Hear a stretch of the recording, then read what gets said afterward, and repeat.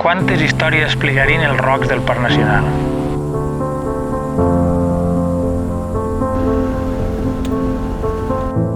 Així la gent pugui desconnectar per a connectar, perquè vivim en un món frenètic.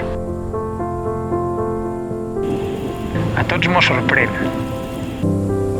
i el veiem una mica a la penombra. I la gent ve a les muntanyes a guarir ferides i a buscar refugi.